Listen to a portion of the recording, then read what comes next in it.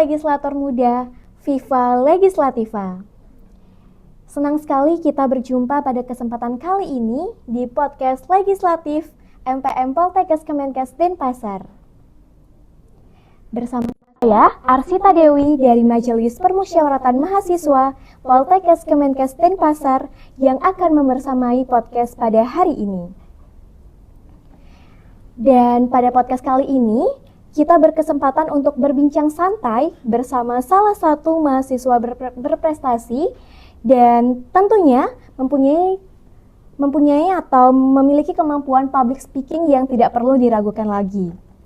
Beliau merupakan salah satu mahasiswa dari jurusan Teknologi Laboratorium Medis dan juga merupakan Duta Genre Poltekkes Kemenkes Denpasar tahun 2024, Duta Genre Kota Denpasar, dan juga top 10 Duta Genre Provinsi Bali.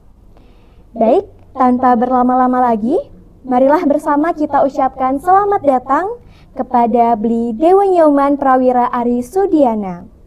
Oke, halo, salam kenal semuanya. Aku Prawira Ari, dari mahasiswa Poltekkes Kemenkes Denpasar. Oke, halo Bli Prawira. Gimana nih kabarnya hari ini? Oke, halo Arsita, kabar hari ini luar biasa dengan menjalani hari ini dengan semangat. Kalau Arsita sendiri? Oke, kalau Arsita sendiri juga sangat semangat dan excited. Apalagi hari ini bisa bertemu dengan Bli Prawira dan juga berbagi pengalaman yang beliau punya. Oke, sebelumnya terima kasih Bli sudah menyempatkan waktunya untuk menjadi narasumber di podcast kali ini. Baik, mungkin sebelum kita beranjak ke pembicaraan kita akan perkenalan dulu dan apa tujuan diadakan podcast ini.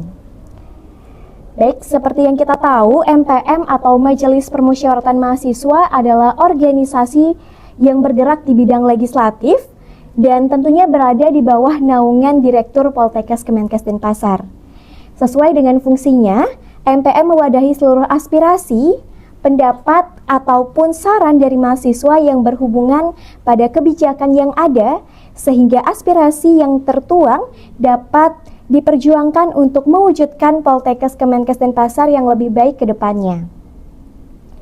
Maka dari itu, kami MPM khususnya pada Komisi 2 ingin merealisasikan salah satu program kerja kami yang sekaligus mewadahi, memfasilitasi dan menyalurkan informasi kepada sivitas akademika Poltekkes Kemenkes Denpasar tentang hal-hal yang penting. Dan pada hari ini kami mengusung tema yaitu Voice, di mana Voice of Inspiration, Communication and Empowerment. Nah, jadi tujuan dihadirkan mahasiswa berprestasi yang dikemas dalam sebuah bincang santai di mana akan membahas mengenai dengan pencapaian mereka yang nantinya diharapkan untuk dapat disaksikan oleh civitas akademika dan juga rekan-rekan sekalian dan dapat termotivasi melalui pengembangan kreativitas dan juga inovasi demi meraih prestasi dalam bentuk akademik maupun non-akademik.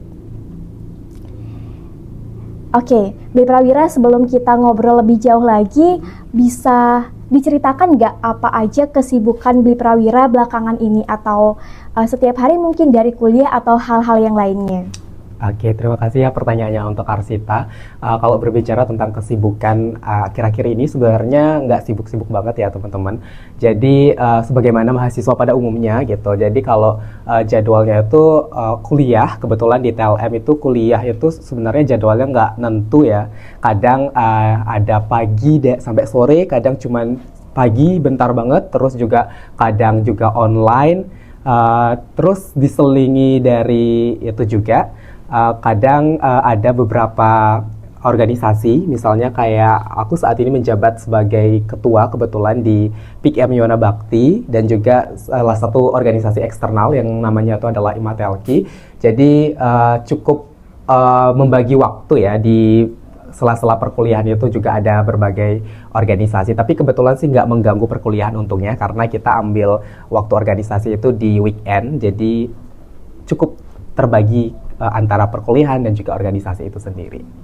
Oke, berarti sama ya Bli, jadi kuliah dan juga organisasi. Itu pun kita harus seimbang ya Bli, karena selain kita harus belajar di kelas, kita juga menjadi seorang mahasiswa itu harus mengembangkan minat dan bakat kita yang ada di luar kampus maupun di dalam kampus. Betul banget. Oke, Menurut Bli Prawira itu kan udah jadi duta genre, itu bahkan udah menjadi top 10 di Provinsi Bali. Sebenarnya apa sih yang bikin Bli Prawira itu tertarik sama duta genre? Pada akhirnya Bli Prawira bisa sampai ada di top 10 duta genre Provinsi Bali. Oke, mungkin di sini aku mau sharing ya pengalaman cerita perjalanan aku waktu jadi mahasiswa baru gitu. Jadi awalnya itu di SMA aku bisa dibilang itu salah satu siswa istilahnya sapu-sapu, sekolah pulang kalau di perkuliahan kan kupu-kupu ya.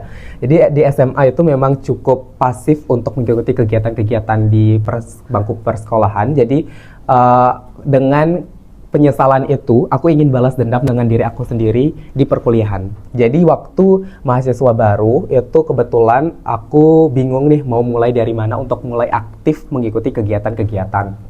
Akhirnya ada kesempatan yang diberikan kepada aku untuk mengikuti kegiatan yang ada di perkuliahan. Aku coba ambil kesempatan itu. Bisa atau enggak, tahu atau enggak dengan potensi aku, yang penting aku mau mencoba terlebih dahulu.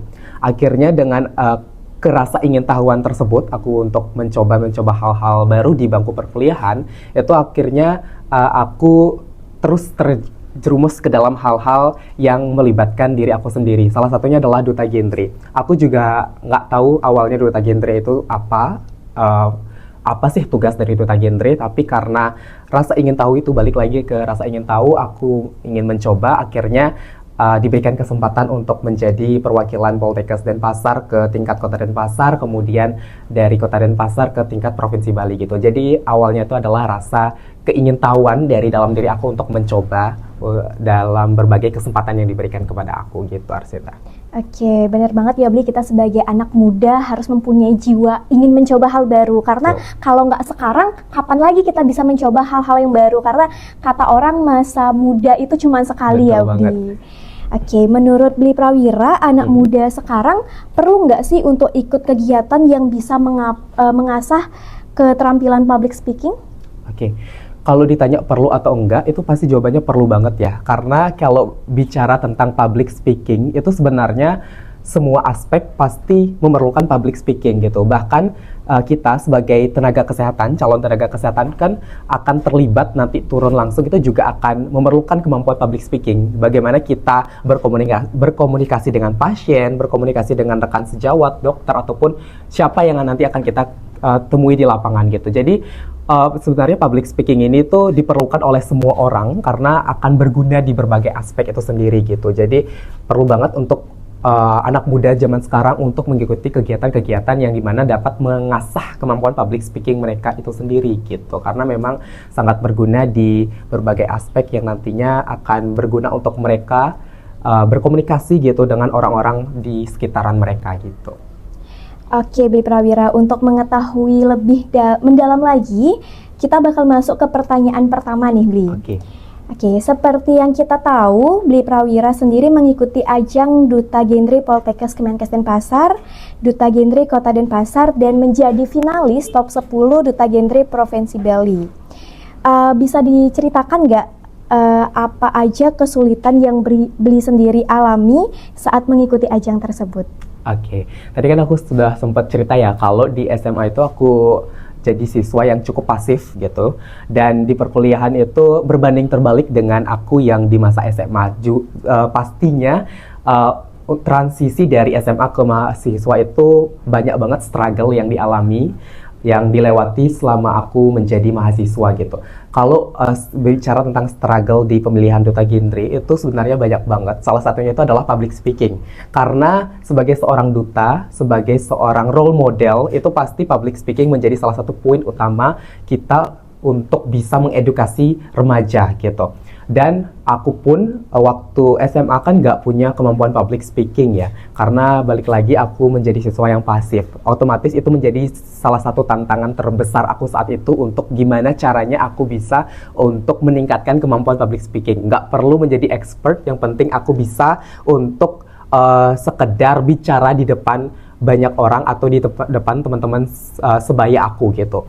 Jadi yang paling struggle saat aku mengikuti pemilihan duta genre itu adalah bagaimana aku bisa untuk mengenal diri aku sendiri, ya salah satunya adalah dengan meningkatkan kemampuan public speaking aku saat itu karena aku memang masih dalam tahap belajar saat itu gitu. Oke, Bli, kita lanjut ke pertanyaan kedua, yaitu sebelum tampil di atas panggung dan di depan banyak orang, ada rasa gugup tersendiri nggak sih, Bli? Dan gimana cara Bli mengatasi rasa gugup itu supaya saat nanti berbicara di atas panggung dan di depan banyak orang itu bisa lancar dan nggak ada misalnya kata A, E, atau yang lainnya? Oke, kalau sekarang ya, struggle orang kalau belajar public speaking itu pasti banyak yang bilang kayak suka ngomong di tengah bicara, terus suka grogi waktu bicara di depan banyak umum.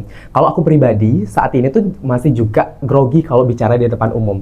Tapi mungkin emang sedikit tidak kelihatan ya, karena bagaimana cara aku kontrol diri saat berbicara di depan umum.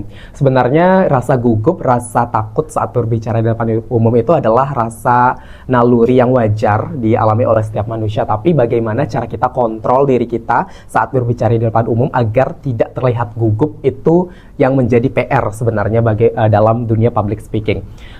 Cara aku untuk kontrol diri aku supaya nggak kelihatan gugup itu adalah, yang pertama itu adalah tenang. Tenang menjadi salah satu kunci penting dalam public speaking. Kalau kita ingin menyampaikan sesuatu pesan itu dengan kesan terburu-buru, kalau kita dengan kesan yang kejar-kejaran, pasti poin yang ingin kita sampaikan itu tidak akan tersampaikan dengan baik, dan juga pastinya nanti orang itu ngelihat kita bahwa kita itu terlalu tergesa-gesa untuk menyampaikan informasi. Jadi poin yang pertama itu adalah tenang pastinya untuk kita berbicara di depan umum. Yang kedua itu adalah ini mungkin teknik-teknik yang banyak orang kasih tahu, itu adalah yang kedua adalah kenali audiens terlebih dahulu. Ini juga menjadi poin yang penting. Dengan kita tahu target audiens yang ingin kita ajak berbicara atau komunikasi, kita jadi tahu nih gimana cara kita untuk membawakan sebuah pembawaan, misalnya kita mengedukasi gitu. Itu menjadi salah satu poin yang juga cukup penting untuk kita ketahui. Terus yang ketiga itu adalah banyak belajar sih, karena balik lagi public speaking itu adalah sebuah skill atau keterampilan yang bisa kita pelajari. Kalau kita rutin untuk belajar, kita rutin untuk melatih, otomatis pasti itu akan terbiasa dengan kita gitu. Jadi kalau aku pribadi memang melatih kemampuan public speaking itu adalah dengan sering latihan di rumah tentang public speaking itu sendiri. Jadi kalau kita sering untuk melatih, itu pasti nanti akan terbiasa dengan berbicara di depan banyak orang itu sendiri gitu. Jadi nggak ada trik khusus sebenarnya ya kalau dari aku pribadi dalam belajar public speaking. Yang penting adalah niat dan konsisten, pasti nanti bisa, apapun yang kita pelajari pasti akan berhasil gitu. Oke, Bli, terima kasih. Kan tadi Bli udah ngasih tahu tentang tips-tips untuk menjadi public speaking yang baik. Nah, boleh tahu nggak sih menurut pandangan Bli apa sih itu public speaking? Oke. Dari pandangan aku, public speaking itu adalah sebuah seni ya, sebuah keterampilan untuk berbicara di depan, nggak hanya di depan banyak orang, nggak hanya di depan 1.000-2.000 orang gitu. Yang penting bagaimana kita seni berbicara di depan orang untuk menyampaikan informasi dan untuk menginspirasi orang tersebut. Jadi public speaking itu bagaimana kita bisa menyampaikan informasi dan informasi yang kita sampaikan dapat diterima oleh audiens. Nggak peduli seberapa banyak audiensnya, yang penting informasi yang kita sampaikan itu bisa sampai ke audiens itu sendiri. Itu public speaking menurut aku. Oke, kita lanjut ke pertanyaan berikutnya. Boleh diceritain nggak pengalaman pertama kali public speaking di depan umum, rasanya gimana? Dan apa ada pengalaman seru atau lucu yang dapat dari public speaking Bli sendiri? Oke, mungkin aku sharing pengalaman public speaking waktu berbicara sebagai seorang duta kali ya, karena memang itu pengalaman yang sangat luar biasa dari aku. Jadi kalau di duta, mungkin di semua duta itu pasti ada yang namanya sesi tanya jawab, yang dimana sesi tanya jawab itu kita akan menjawab pertanyaan di depan banyak orang yang pertanyaannya itu kita nggak tahu apa sebelumnya, karena saat itu disampaikan pertanyaannya. Jadi pertama kali itu sebenarnya bukan di duta genre sih untuk aku menjawab pertanyaan, itu adalah di putra putri jurusan.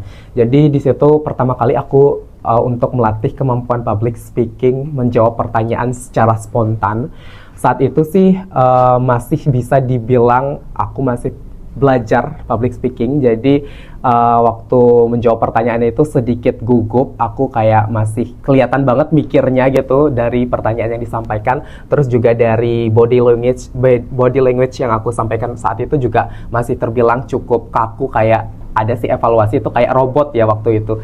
Jadi itu sih pengalaman pertama aku untuk berbicara, menjawab pertanyaan secara spontan di depan publik di putra-putri jurusan gitu. Tapi ngomongin soal gimana cara berbicara di public speaking, kita perlu banget untuk bertahap ya Bli. Betul. Jadi dari hal yang kecil dulu, bisa dari ngobrol sama teman-teman, itu merupakan salah satu public speaking juga karena kita menyampaikan sesuatu kepada teman-teman kita. Dan kita bisa bertahap ke banyak orang juga, banyak audiens juga. Nah, berbicara soal itu, gimana sih cara Bli menangani jika ada audiens yang tidak mendengarkan Bli? Jadi ketika kita berbicara itu ada orang yang berbicara juga, gimana sih tips yang bisa Bli berikan kepada teman-teman?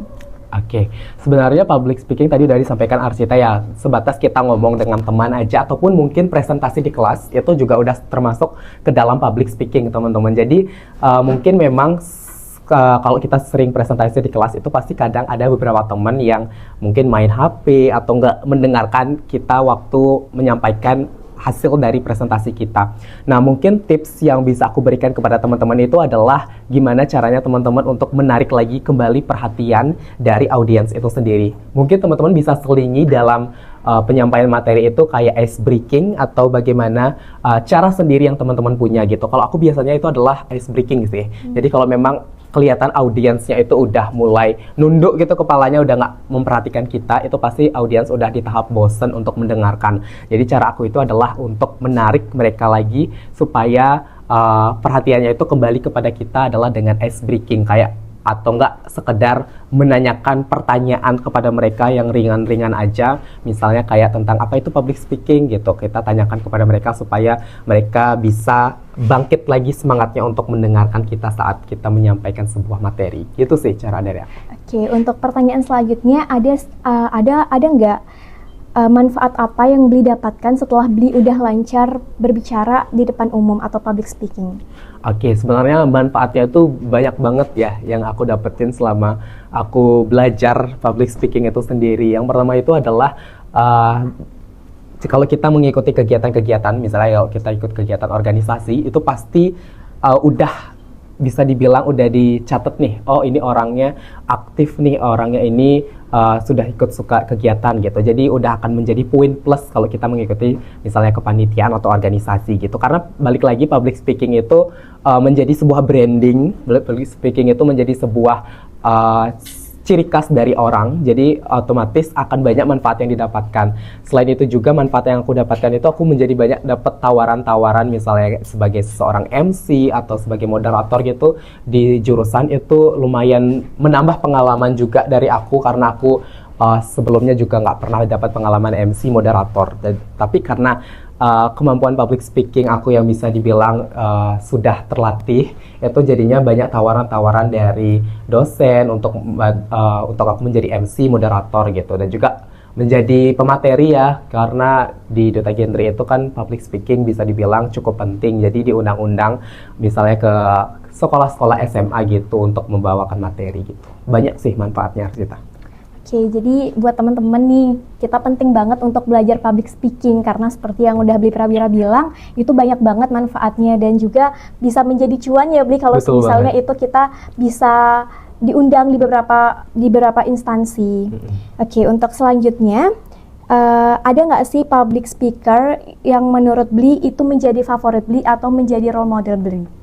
Oke, kalau public speaker yang jadi role model itu sebenarnya nggak ada yang spesifik banget, cuman kalau di Bali itu aku suka lihat Pak Jayantika, mungkin tahu ya, MC di Bali yang udah suka warawiri kesana kesini itu, dan juga presenter, itu jadi salah satu motivasi untuk aku untuk bisa menjadi seperti beliau gitu. Jadi nggak ada sih spesifiknya, cuman kalau ditanya tuh Pak Jayantika sih, karena sering lihat dia juga gitu di warawiri di sosial media. Oke. Oke, baik, untuk pertanyaan selanjutnya, menurut Bli adakah teknik atau langkah praktis apa yang dapat dilakukan seorang pembicara untuk membangun kredibilitas sejak awal penampilan sambil secara simultan menunjukkan empatinya? Oke, kredibilitas dari seorang public speaker itu adalah bagaimana kita bisa dipercaya saat kita menyampaikan informasi gitu. Jadi kalau kita mau punya kredibilitas yang baik di depan mata audiens itu adalah gimana caranya supaya kita punya kemampuan public speaking itu yang baik. Jadi dengan kita punya kemampuan public speaking yang baik, pasti para audiens itu udah punya kepercayaan dengan kita. Balik lagi ke pengalaman. Jadi kalau kita udah berani mengambil pengalaman-pengalaman yang ada, yang diberikan kepada kita, itu pasti audiens akan lebih bisa dibilang percaya dengan apa yang ingin kita sampaikan nantinya. Sebagai contoh misalnya aku punya pengalaman sudah membawakan materi tentang stunting gitu. Jadi kalau kita udah membawakan materi berbagai banyak kesempatan tentang materi stunting, nanti pasti audiens itu akan punya kepercayaan dengan public speaker tersebut untuk percaya nih untuk mendengarkan materi yang dibawakan itu sendiri gitu. Jadi balik lagi adalah semua pengalaman yang kita punya itu tolong diambil untuk bisa membangun kredibilitas dari seorang public speaker, karena untuk menjadi seorang public speaker itu belajarnya adalah dari pengalaman itu sendiri gitu. Oke, kita lanjut ke pertanyaan berikutnya, yaitu apa saja tantangan terbesar yang dihadapi seorang duta genre ketika harus berbicara di luar komunitas inti genre mereka, dan bagaimana integrasi kredibilitas dan empati dapat membantu mengatasinya?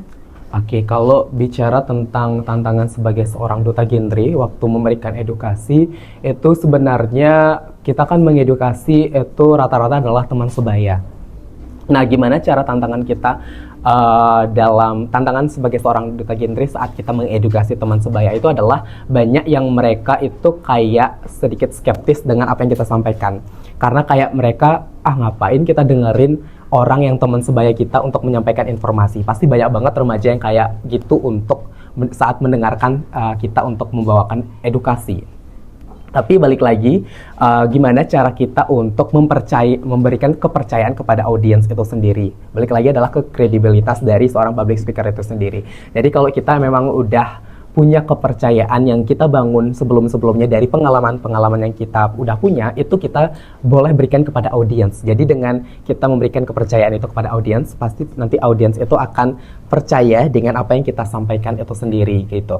Jadi sebenarnya tantangan aku waktu memberikan edukasi itu yaitu kayak remaja itu skeptis dengan apa yang aku bawakan, karena balik lagi teman sebaya itu memang cukup sulit untuk diberikan edukasi. Dan juga mungkin kita itu kalau di duta genre saat memberikan edukasi itu adalah dikemas dengan cara yang sedikit menarik, yaitu dikemas dengan cara sesi games gitu. Jadi kalau kita memberikan edukasi itu nggak hanya semata-mata gambleng materi gitu, kita ngomong full materi kepada mereka, tapi kita memberikan materi diselingi dengan permainan-permainan yang bisa dibilang relate dengan materi yang dibawakan gitu. Jadi itu salah satu cara yang efektif banget untuk remaja-remaja itu bisa mengerti materi-materi yang kita sampaikan gitu. Oke, kita lanjutkan. Tadi kita udah Bli Prawira udah ngejelasin tentang public speaking dan juga gimana tips untuk berpublic speaking. Nah, kira-kira menurut Bli Prawira, gimana sih cara kita bisa mengukur bahwa apa yang kita sampaikan itu bisa diterima baik oleh audiens? Misalnya, kita udah menyampaikan materi, gimana cara kita bisa tahu kalau audiens itu udah benar-benar memperhatikan dan juga udah benar-benar tahu tentang isi dari apa yang kita sampaikan?